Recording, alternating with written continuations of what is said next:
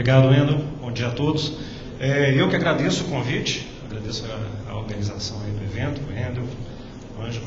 E como eu estava falando com eles agora um pouquinho mais cedo, esse workshop de microfluídica, eu noto uma característica peculiar, que ele é um workshop que tem um clima muito gostoso. A gente vai a alguns congressos que parece que tem um clima de uma disputa, né? Aqui a gente sente, na verdade, uma colaboração. Eu acho que a análise do Wendel estava correta, que como é uma área que está crescendo, né? Acho que fica todo mundo ávido, né? De ver o que está sendo feito aqui no Brasil, o que meus colegas estão fazendo, o que a gente pode fazer para colaborar. Então é um workshop que eu acho imperdível, um dos motivos que eu topei na hora. Você quer fazer uma apresentação? Tu topa? Claro, estou lá, vamos lá, sem problema. E, bom, mas eu vou começar pedindo desculpas, que eu fui um pouquinho ambicioso no título. A utilização da microfluídica na preparação de colóides. Se vocês me permitirem, eu queria cortar esse colóides e colocar emulsões e cápsulas. Colóide aí já seria uma categoria um pouco mais ambiciosa, né? Então, o nosso laboratório de microfluídicas e fluidos complexos, Departamento de Física da UFV, apresentar um pouquinho o laboratório, fica em Viçosa. Para quem não conhece, Viçosa fica lá no meio da Zona da Mata Mineira, é a megalópole da Zona da Mata Mineira, mas fica meio escondidinha. A universidade lá, ela tem a reputação das áreas agrárias, né? Acho que muita gente conhece como área agrária. Mas é uma universidade que está crescendo em outras áreas, em nanotecnologia, do nosso departamento, que eu posso dizer, tem um grupo de biofísica que está muito forte, superfícies, e a esperança é que seja também um centro forte de microfluídica. Eu fiquei impressionado quando fui fazer o concurso lá. A primeira coisa que eu perguntei, tem física em Viçosa? Eu falei, tinha física e já estava com doutorado. Mas aí vocês têm que desculpar, o mineiro é meio tímido, eu sou mineiro, então nós somos meio tímidos, a gente fica lá no nosso cantinho, às vezes até confundido a timidez do mineiro com a grosseria, mas não é timidez. Então eu já vou pedindo de antemão as timidezes que eu fizer aqui durante a apresentação. Então Viçosa fica aí nessa megalópole, a megalópole da Zona da Mata. É um campus extremamente agradável de se visitar, de ver. Você tem aí, por exemplo, essa construção aqui embaixo, o Bernardão, um ótimo lugar para fazer churrasco também. E isso aqui não é brincadeira não, viu, gente? Você vai na biblioteca, assim, tem as capivaras a 2 metros, você corre atrás delas, elas fazem só isso daqui para você passar. Muito agradável. E então a UFV, a Viçosa, é uma região aí que contribui, né, para a pesquisa com a UFV, mas na verdade a principal contribuição de Viçosa para a humanidade para quem gosta, o doce de leite, não tem dúvida. Isso aí, se alguém for em Viçosa, não deixe de conhecer a UFV, não deixe de comprar o doce de leite, realmente ele é diferenciado. Bom, e aí nesse cantinho tem o nosso laboratório. Se vocês quiserem mais informações, tem o nosso site aí, Lab Microfluídica UFV, WordPress, e nesse laboratório nós estamos desenvolvendo 2 linhas de pesquisa quase que independentes. A primeira, que é a minha formação mais básica, que é o estudo de macromoléculas, estrutura e interação de macromoléculas. A gente tem uma infraestrutura razoavelmente boa de espalhamento de luz, refratometria. Temos agora um difratômetro de raio-x que faz o espalhamento a baixo ângulo, obviamente bem mais modesto, claro, do que um síncrono. E, paralelamente, a parte de microfluídica. Então, essa é a nossa infraestrutura, né? Esse é um microscópio. Agora nós estamos com 2 bombas de seringa, 2 bombas mais parrudas, mas antes, né, como o Evandro mostrou, a gente conseguiu fazer coisas de microfluídicas com materiais muito baratos. A gente precisava só de capilar de vidro, uma vela, não estou brincando não, vela, e dava até para bombear assim, na mão mesmo, se você tiver uma mão muito boa, né? Mas a gente usava garrafinhas pressurizadas. Então, até ficamos com a reputação um tempo aí que estava tendo macumba dentro do laboratório. Passavam assim, lá uma vela acesa, né? O Bira, cadê o Bira, que é o cara, que é o artista os dispositivos lá em frente da vela, macumba, então estão rezando. A segunda parte é verdadeira. Dá certo, por favor. E, bom, uma câmera um pouquinho mais parrudinha, 8.000 frames por segundo, pode ser considerado uma câmera rápida, é bom, mas não é necessário. É bom para a gente ver o que está acontecendo, se as coisas estão acontecendo corretamente. E há uma infraestrutura muito boa no departamento que, infelizmente, estava parada, de uma sala limpa. Nós temos lá uma infraestrutura de sala limpa, com alinhadora de máscara, com spin coating. Você tem aqui uma série de equipamentos aqui para soldagem de contatos elétricos. E agora, com a aquisição aí de dois colegas, o Clodoaldo e o João, eles estão reativando essa sala limpa. Então, se tudo der certo, e vai dar certo, nós vamos acender bastante vela para isso. No quarto workshop de microfluidica, eu já vou estar mostrando os primeiros dispositivos de PDMS em Viçosa. Bom, vamos lá. Então, gente, eu separei a apresentação, eu vou falar um pouco do que existe nos últimos anos na formação de emulsões, as gotículas, as gotinhas, microgotas, emulsões simples, duplas, triplas e múltiplas. E um pouquinho do que a gente está fazendo, mais modesto, Eu diria que essa primeira parte seria a nossa ambição, chegar nesse ponto, e um pouquinho do encapsulamento, Tá muita moda, a gente encapsular, está em moda hoje em dia, encapsular substâncias, encapsular células, encapsular diversos tipos de encapsulados, Então nós estamos trabalhando com isso, não precisa de um sistema de emulsão muito complexo, mas tem que ter um pouquinho de uma mão boa aí para fazer essas cápsulas. Nós estamos fazendo de proteínas e de alginato de cálcio. Vou mostrar os resultados preliminares para vocês. Vamos lá. Bom, então primeiro, a formação de emulsões, como o Evandro já explicou, que você tem que ter uma fase dispersa, uma fase contínua, um surfactante para estabilizar. E na verdade o que você faz é o esquema do gotejamento, é a torneira gotejando, só que em escala micrométrica, com a diferença que, além de ser escala micrométrica, você pode imaginar que aqui é a torneira gotejando, mas ela não está sendo puxada não é pela gravidade, ela está sendo auxiliada por um outro fluido que está aqui em azul, você foca esse fluxo, a focagem de fluxo, e por um arraste, entre as duas fases, um arraste hidrodinâmico, você consegue soltar, desprender essa gota. Então você tem duas forças aí que estão contrárias. Uma é o arraste hidrodinâmico que está querendo empurrar a gota. A outra é a tensão interfacial que está, eu quero minimizar a área. Na hora que o arraste, o arraste ganha, porque essa gota aqui, antes de se desprender, vai crescendo, e o arraste vai com o raio. Se a gente pegar a força de Stokes, então uma hora ele ganha e desprende. Como a gente está num regime extremamente laminar, o número de Reynolds muito baixo, não tem muita perturbação pelo próprio fluxo para esse processo de gotejamento. Então, cada produção de gota é extremamente reprodutível.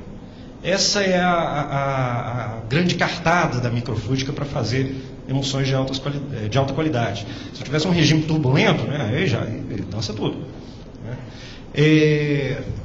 Outra diferença, isso aqui são capilares de vidro, mas, claro, dá para fazer também a mesma coisa, como o Evandro mostrou, em dispositivos de PDMS.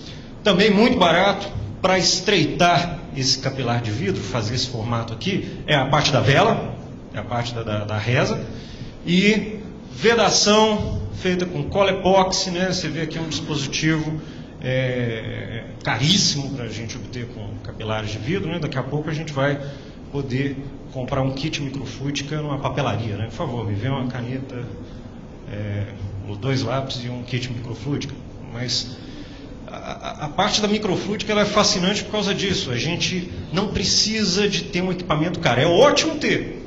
Claro, você tem mais recursos. Mas se você não tem, é uma área que, se você tem uma criatividade muito boa e a energia de tentar, vamos lá, vamos fazer um tôner, vamos fazer com 2 tôneres, vamos sair furando, vamos ver o que dá. né, você consegue produzir trabalhos de alta qualidade. O Evandro mostrou isso muito bem. Então aqui é um exemplo de gotículas de cloroformo em água. Aqui não falta uma barra uma escala, mas cada gota dessa tem por volta de 100 micrômetros. Alguém tinha perguntado, né, como é que é a coleta e como é que é a estabilidade dessas emulsões. Isso aqui é no fundo de um becker. Você vai gotejando aquilo lá, o cloroformo mais pesado, vai para o fundo do becker, e essa organização, parecendo um cristal, né, cristalina, é um indicativo da alta qualidade das gotas em relação a tamanho. Já é uma dica. A gente pode, claro, fazer a distribuição de tamanhos, né, para comprovar, mas aqui já está bem claro que você consegue um sistema bem regular. Bom, isso aqui era o jeito que a gente usava para bombear garrafinhas pressurizadas com 2 válvulas. 2 válvulas é um jeito bonito de falar pregador de roupa, mas válvulas, né, é um jeito. Nós estamos melhor agora, a gente tem as bombas de seringa, né, o coitado do Biro, o Samuel, eles estão aí, eles sabem a luta que foi fazer essas gotinhas com a infraestrutura que a gente tinha. Bom, nada de novo, isso aqui já existe há muito tempo. E uma das estratégias, quer dizer, esse é um jeito de fazer a emulsão simples, que é o esquema da gotejando. Esse é um jeito um pouquinho diferente e melhor para fazer emulsão simples, só pelo fato de que, como essa constrição aqui é menor, você consegue, né, com a ação da continuidade, né, você consegue ver que a velocidade do fluido em amarelo, fase contínua, ela é maior, né, já que você tem essa constrição. Então, você aumenta o cisalhamento, você aumenta o arraste, então você consegue quebrar as gotinhas com um fluxo menor. Quer dizer, economia de solvente. Uma outra opção é aumentar a viscosidade do fluido externo. Aumentar a viscosidade já cria alguns problemas. É mais difícil de você bombear, é mais difícil de você filtrar esses líquidos aqui, esses fluidos têm que ter uma qualidade boa em relação a particulado. Então, você filtrar uma glicerina, dar ordem para o aluno é muito fácil, né? Vai lá e filtra lá um litro de glicerina, né? Vai acender uma vela, mas não vai ser para rezar, não. Vai ser para você. Mas, enfim, então, tem uma série de vantagens aí fazer esse dispositivo. E um grupo lá do David Waits, lá em Harvard, eles tiveram a ideia, se não me engano, em 2005, aí vamos juntar esse tipo esse projeto com esse, e vamos tentar fazer emulsões duplas, e dá muito certo. Tudo com capilares. Então aqui vocês têm um vídeo, vocês podem ver aqui na pontinha, aqui é a pontinha desse capilar. Isso daqui é mais ou menos 200 micrômetros, então você tem essa emulsão dupla de água em óleo em água. E aqui, sim, 2005. Mudando essa vazão das fases, você consegue mudar a proporção, controlar até um certo limite, a proporção da fase interna para essa fase intermediária. Isso que não parece, mas é uma emulsão dupla, uma casquinha. Você consegue fazer várias gotinhas dentro de uma gota maior. Enfim, é uma opção boa aí para fazer as emulsões complexas. Bom, o que a gente fez? Tentamos reproduzir, dá para fazer, não é difícil. Fizemos aí as emulsões duplas, com água dodecano, está aqui a receitinha. A fase interna é água. Fase intermediária tem que ser um solvente orgânico e um surfactante próprio para emulsões inversas, água em óleo. E a fase contínua, aqui em verde, água mais álcool polivinílico, que é um ótimo surfactante também para emulsões diretas. Tem que tomar um cuidado aqui com a massa molar. Se você faz uma massa molar muito grande, tem um efeito de orientação das cadeias ao formar esse fluxo, e você observa aqui uma sequência de gotinhas conectadas pelo fluido que eu estou colorindo de vermelho. Não quebra nunca. Fica bacana, se você quiser emulsão que não quebra, você está mata sem cachorro. E também, seguindo mais ou menos o mesmo projeto, o Bira conseguiu fazer microfibras, fazendo um jato aqui de um polímero, se eu não me engano, cadê o Bira? Metacrilato de polimetacrilato de metilo? Alginato. Alginato de sódio aqui fora, água com cloreto de cálcio. Então, ele ao entrar em contato, o alginato ele fica, né? Então ele conseguiu formar aí umas fibras de cerca de 50 micrômetros, conseguiu também umas fibras muito pequenas, controlando essa vazão, cerca aí de 10 micrômetros. O chato aqui é que bobeou um pouquinho, entope essa pontinha. Mas, enfim, dá para fazer. Bom, e a ideia que eu tive, vamos fazer então uma emulsão tripla. Por que não, então, levar esse projeto adiante? Vamos botar um capilar dentro do outro, dentro do outro, dentro do outro. Muito fácil. Aqui, se você pegar o perfil, é um capilar quadrado dentro de um circular, dentro de um quadrado. Isso aqui facilita o fluxo das fases e também facilita a centralização desses capilares.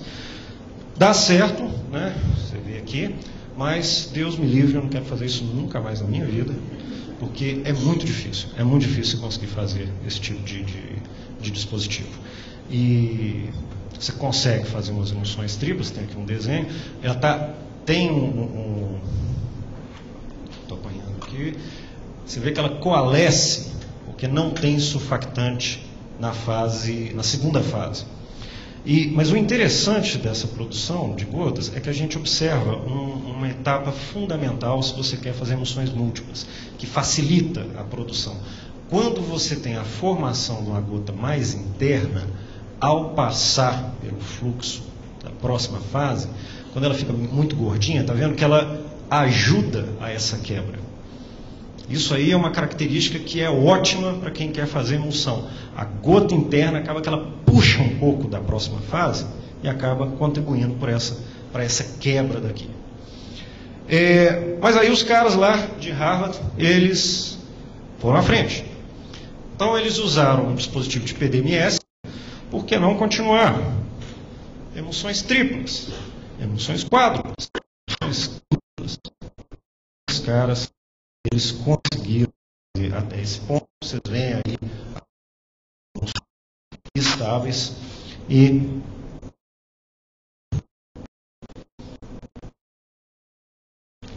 então vocês podem ver onde não quebra entre uma junção e outra, é exatamente o ponto que você consegue forçar a própria.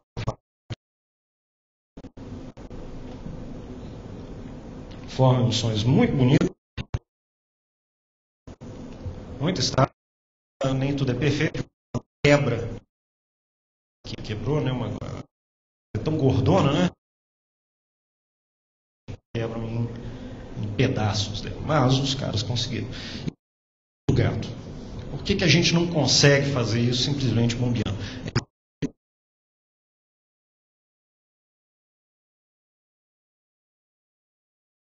Você tenta fazer aqui se colocar água em óleo, o que vai acontecer? Você joga em água.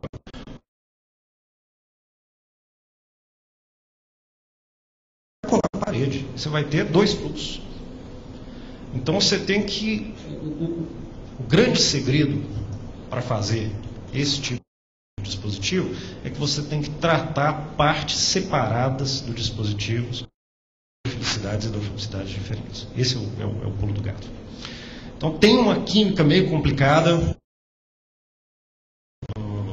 metoxilano com grupo bom solvente para o PDMS, mas uma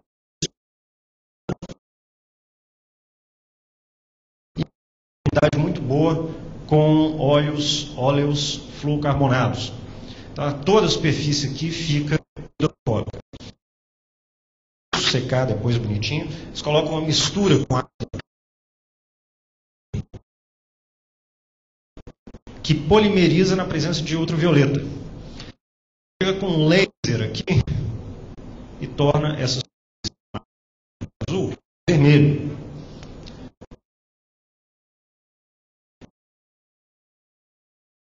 São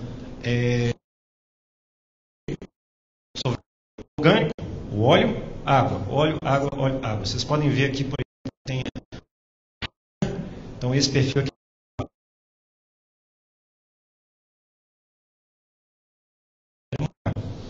Então, fazer esse tipo de emulsão. Uma outra opção, que parece muito interessante, talvez com o poliéster, já que ele tem uma hidrofilicidade intermediária, quem sabe não precisa tratar isso daqui, você controla pelo surfactante. Pode ser uma opção, né? Opção barata. Bom, o mesmo grupo, também do David Waits, eles apresentaram mais recentemente, em 2011, uma estratégia para fazer essas emulsões múltiplas também, só que agora usando dispositivos capilares. Aquela mesma configuração, não é nada disso daqui. Isso daqui joga no lixo, não vale nada. Faz a mesma configuração de preparação de emulsão dupla, só que você trata a superfície do capilar externo de modo a ser hidrofílico e trata toda a superfície desses dois capilares para ele ser hidrofóbico. E isso é fácil. Você pega um silano que tem 3 grupos metox que liga covalentemente com vidro e o quarto grupo você escolhe. Então, se você colocar uma cadeia de hidrocarboneto, é o que vai ficar sobrando. Seu vidro vai ficar peludinho de cadeias de hidrocarboneto hidrofóbico. Se você quiser que seja mais hidrofílico ainda, você coloca um grupo que seja hidrofílico e só mergulha o capilar inteiro. Mergulhou, tirou. Não precisa de nada sofisticado. E aí, aqui tem um perfil, né? Se cortar aqui, ele tem um perfil das fases e dos capilares. O negócio aqui é que entre o capilar, esse capilar, que é o de saída, e o de fora, vocês estão vendo que está em azul aqui, né? A água está fluindo ao longo do capilar externo. O óleo está fluindo ao longo do capilar mais interno. Então você consegue quebrar e formar emulsões triplas dessa forma. E se você tiver um pouquinho mais de paciência, sendo que metade do seu capilar externo é hidrofóbico, metade é hidrofílico, que eu também não vejo grandes desafios, né? Você pode talvez preencher o seu capilar com uma parafina, só para proteger o vidro, e com a outra metade que está aberta, você coloca o seu hidrocilano. Os caras conseguem fazer essas emulsões quádruplas. Eu gosto muito dessa ideia, porque o capilar de vidro é uma coisa mais barata, mais acessível. Né? Então, essa é uma estratégia que pode ser muito bacana aí para criar cápsulas inteligentes. Você pode, talvez, colocar em cada uma desses invólucros aqui, né? Um material que tenha uma afinidade com esse ou aquele solvente. Bom, vamos falar um pouquinho agora do que a gente está fazendo. Não está sendo ainda as emulsões múltiplas, mas isso é uma meta que a gente tem. Vamos atacar com algo que a gente sabe, que são emulsões simples. Emulsões simples a gente faz facilmente. Então, esse é um trabalho que está sendo junto com o pessoal do Departamento de Tecnologia de Alimentos da UFV, com o grupo do Luiz Antônio Menin, é a tese de doutorado da Milena. Eles têm o seguinte problema, eles querem, está muito em moda agora com o pessoal da Alimentos, fazer alimentos funcionais. Quer dizer, é um alimento que você coloca um aditivo, quer dizer, um suco de laranja que, além de ser um suco de laranja, ele te previne do câncer, botando, sei lá, ômega 3, coisas desse tipo, né? Aumentar a quantidade de substâncias benéficas no alimento. E uma ideia é colocar vitamina A em sucos, refrigerantes, iogurtes. E a vitamina A, me corrija se eu estiver enganado, aí eu já não entendo muito não, mas parece que a vitamina A ela é atacada no estômago, e a que a gente absorve é o que sobra, né, é o que conseguiu passar pelo estômago, na hora que chega no intestino, aí sim que é absorvido. Então seria interessante a gente proteger essa vitamina A para ela ser absorvida onde ela deve, que é no intestino. Então por que não vamos fazer uma cápsula e vamos proteger essa vitamina A? Juntamente com essa motivação, tem mais uma motivação, que é usar proteína do soro do leite. É um outro problema também que a indústria alimentícia está enfrentando, que o soro de leite é um subproduto da indústria de laticínios. E ela é muito rica em proteínas, principalmente a alfa-lactoalbumina e a beta-lactoglobulina, que é essa proteína que eu estou mostrando aqui. e um dos interesses é aumentar o valor agregado do soro de leite. O soro de leite é jogado fora. Né? Então, vamos tentar fazer uma cápsula disso daqui, que primeiro, né, é proteína, vai ser nutritivo, e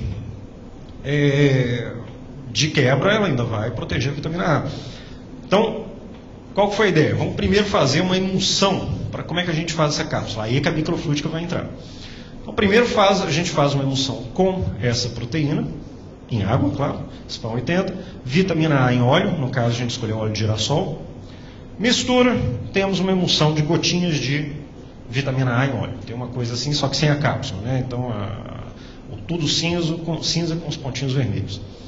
Tá. E aí, essa emulsão a gente usa num dispositivo simples, de emulsão simples, e faz gotinhas dentro dessa gotinha marrom aqui. Então, tem microgotinhas feitas por agitação da vitamina A em óleo de girassol.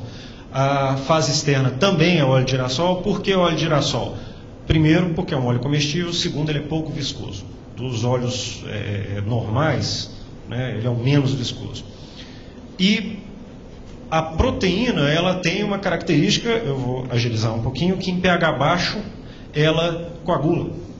O ponto isoelétrico dela por volta de um pH 5. Então, nesse óleo de girassol, a gente coloca um pouquinho de ácido acético glacial e a gente consegue obter, aqui é uma foto aí das cápsulas que a gente consegue obter de beta-lactoglobulina, nesse pH, mais ou menos o ponto isoelétrico. A gente olhou e falou, quem garante que não são gotinhas, são cápsulas? Vamos cutucar as danadas. Cutucamos elas, quebrou algumas, então aqui a gente tem uma confirmação visual que realmente são partículas sólidas que, ao incorporar a vitamina A, a gente tem esse é um exemplo aqui, você pode ver essa textura aqui, essa textura são as microgotículas de vitamina A em óleo de girassol.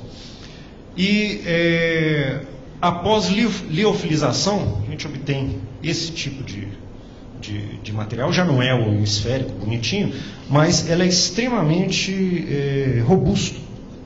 Essas cápsulas são extremamente robustas, elas são hidratadas. Então aqui tem uma sequência de fotos, né, que a gente vai seguindo o diâmetro das partículas que foram liofilizadas, secas, reidratadas, depois secas novamente. Então, você pode ver que ela diminui até 55% do volume inicial, e esse processo é reversível. A gente pode reidratar e desidratar, ela não perde a integridade das cápsulas. O desafio aqui que a gente tem que vencer, essas partículas são muito grandes, 100 micrômetros, 200 micrômetros, primeiro decanta, segundo, ela é detectada pelo paladar, é uma textura que nem sempre é agradável. Então a gente tem que diminuir esse tamanho. Por exemplo, aí os dispositivos de PDMS podem entrar como uma opção muito interessante.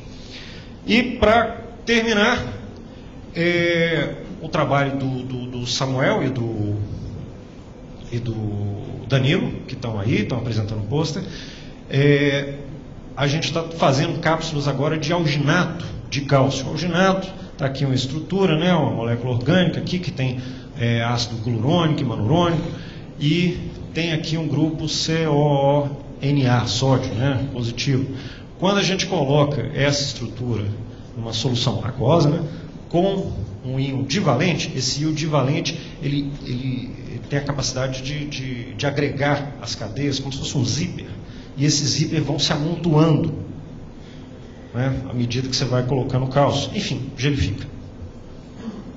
Então a ideia, primeiro, é um trabalho esse é uma pena que não foi muito para frente, é um trabalho muito interessante. O pessoal da biologia, eles estavam querendo capsular esse carinha aqui. Isso é um nematóide, isso é uma larva, um verme de planta.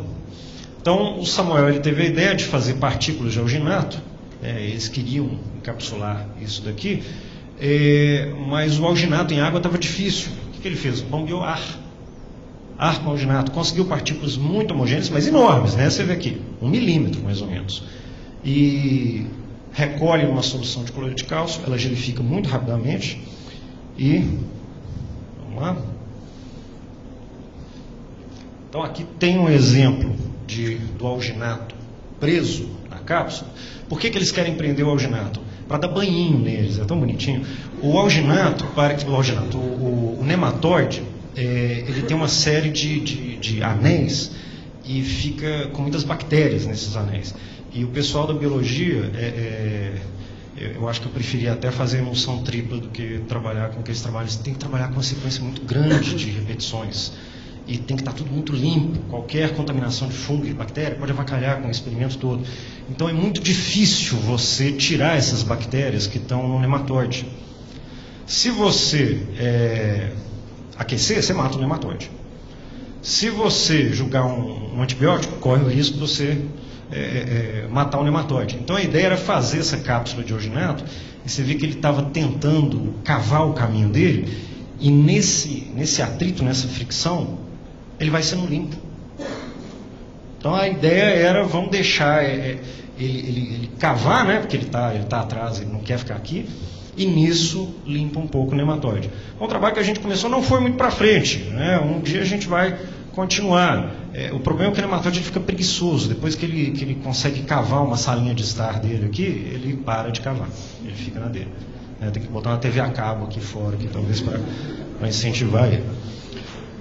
Bom, e para cápsulas menores, né, 1 milímetro cá para nós, né, já estão na milifluídica. Agora o que eles estão fazendo é a mesma estratégia com óleo de girassol spam e também o alginato de sódio. Conseguiram aqui umas gotinhas, né, as cápsulazinhas de alginato. Não está ainda perfeito, né? Vocês veem que tem um tamanho típico, mas não está aquela foto inicial que eu mostrei para vocês da emulsão primária, bonitinha, redondinha, né? Mas isso eu tenho certeza que eles vão ajeitar a mão. A tese de doutorado dele depende disso. Bom, gente, então, para terminar, só apresentar aí o pessoal da Microfluidica, os dois artistas aí que conseguem fazer os dispositivos, o Bira e o Samuel, os dois estão aí, vão apresentar o pôster, o Danilo também, a Laura de iniciação, só o Danilo que está aqui. Bom, eles são os caras que têm a mão boa, mas eles mandam os coitados dos ICs trabalharem duro. Mas é uma equipe muito boa de trabalhar, o pessoal está muito esforçado. Da parte das macromoléculas, tem o Júlio, o Jadre e a Crícia, que também faz parte do grupo. Bom, tem que dar um agradecimento, claro, em quem paga a conta. FUNARB, que é a fundação, ajudou um bocado aí na aquisição da infraestrutura inicial. E também agradeço de novo a organização do evento e a vocês pela atenção.